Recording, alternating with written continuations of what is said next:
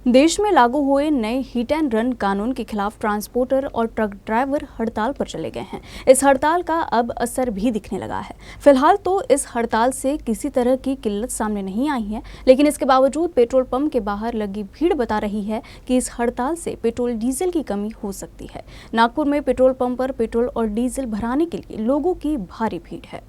केंद्र सरकार द्वारा 2023 में भारतीय न्यायपालिका संहिता में संशोधन के बाद नए मोटर वाहन अधिनियम में दुर्घटना के लिए जिम्मेदार ट्रक चालक के लिए 10 साल की जेल की सजा का प्रावधान किया गया है।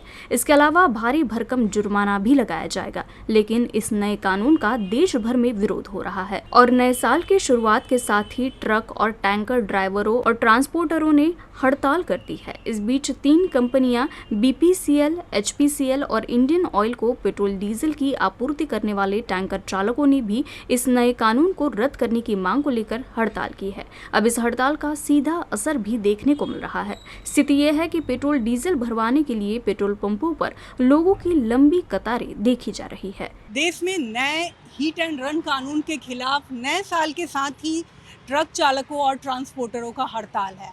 इस हड़ताल का अब सीधा असर दिखने लगा है। आप देख सकते हैं कि ये पेट्रोल पंप के बाहर जो खड़ी भीड़ है, ये किस तरह से पेट्रोल भराने के लिए रात से ही, हालांकि सोमवार रात को तो काफ़ी भीड़ थी, मंगलवार सुबह भी आप देख सकते हैं कि पेट्रोल पंप के बाहर लोगों की भारी भीड़ लगी हुई है। कई लोग ऐसे हैं जो 1 से 2 घंटे से कतार में लगे हुए हैं, क्योंकि अगर पेट्रोल नहीं भरा है तो इनके जीवन की रफ्तार रुक सकती है। ट्रक वालों का गलत है। अगर कानून बनता है तो उसका पालन सभी ने करना चाहिए। सीधी बात है, एकदम हड़ताल उसको रोकने के लिए सरकार ने उचित कदम उठाना चाहिए। ये हमारी मांग है। कोई भी कानून से ही देश चलेगा ना, ऐसे थोड़ी चलेगा। कोई भी कानून का विरोध करने का कोई सवाल ही नहीं आता। विरोध करना ही नहीं चाहिए।